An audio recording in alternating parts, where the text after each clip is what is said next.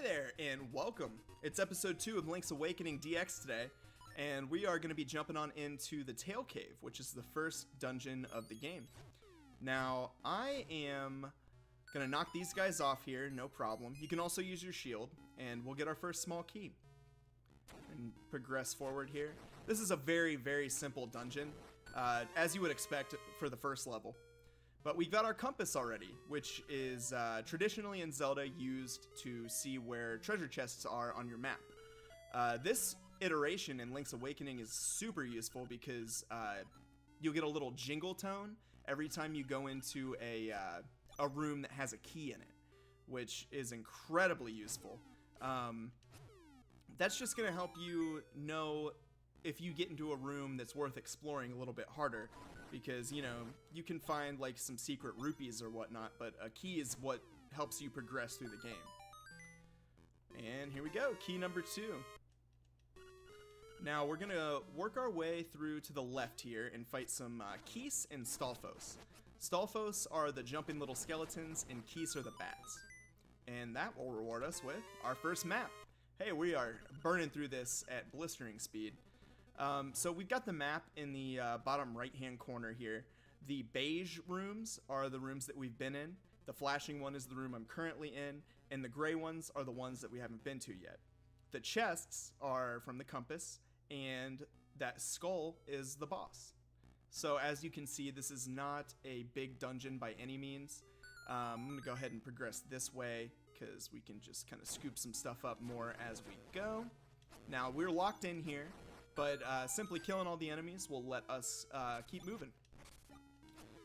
And those little guys right there, the one that I just knocked off, that is the main enemy of this dungeon, hence the name Tail Cave. Boom, another small key, just cruising. So we'll work our way back up here, get that Keese. And now those things are proximity based, so if you walk close, they're going to try to get you. And that would have probably knocked us into the pit below, which will automatically knock us off a heart if there's not an area to fall in underneath. And we'll get those little mini chews. They'll slow you down if they jump on you, so I would just kill them as soon as you see them. Alright, now we're back with the spiny guys, and what I would recommend is pulling your shield out, because it flips them over, gets them exposed, and you can just knock them out that way.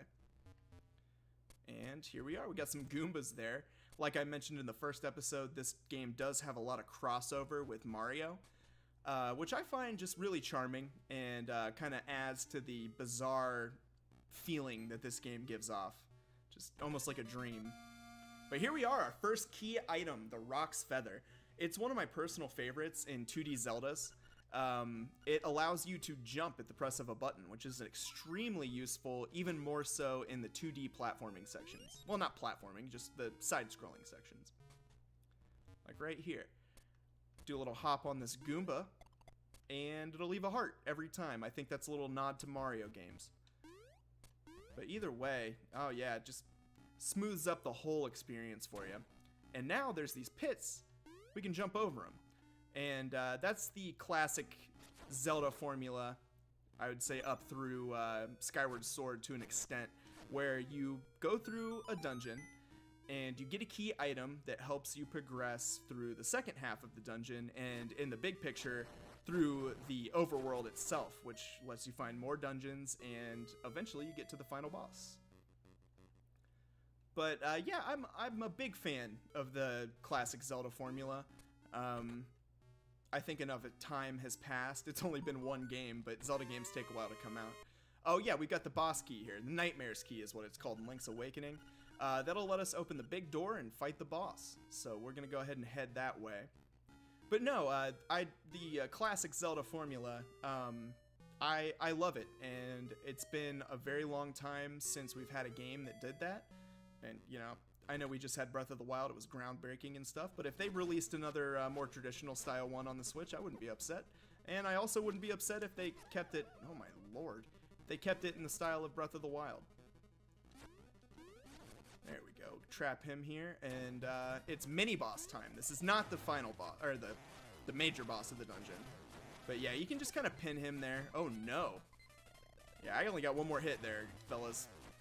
There, whew, that was way too close. But luckily for us, when you beat a mini-boss, you get a fairy, and fairies heal up your entire health bar. And you might see this little guy here. What's that gonna do? That's gonna warp us back to the beginning of the dungeon. So let's say I saved my game, and I started up a new play session. It'll boot me right back up here, and all I gotta do is walk forward, and we're right back where we left off. It's a nice little mechanic that they put in this game. Alright, we're gonna go ahead and just fight that big boss. We got full health. I'm feeling pretty good about it. This is a... Jesus Christ. I was feeling pretty good about it until I fucked it all up. Classic. So that kind of hurt our odds a little bit. They're pretty stingy with hearts around this part, which is not fun. But yeah, this is a Link to the Past boss, pretty much like straight up. You're gonna hit him and he'll go wild, and you really need to avoid him and not get knocked off. Oh boy.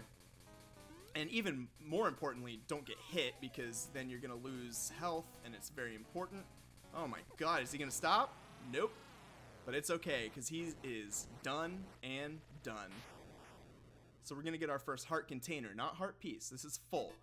We're automatically gonna have 4 hearts from here on out, which definitely makes the game easier. And here we are, it's our first instrument. You've got the Full Moon Cello. So one of the 8 special musical instruments that are gonna wake up the windfish. We're playing the Ballad of the Windfish there. You know, this game has a lot of parallels with Ocarina of Time, with the instruments and just some of the characters like the owl, and yeah, I don't know. I'm a big fan. Very big fan. But let's see here. You know, I'm just gonna go ahead and make this a shortened episode, and we're gonna pick it back up in the next one as we progress to the next dungeon. So hey, I hope you enjoyed this one. Thank you so much for watching, and I will catch you in episode 3.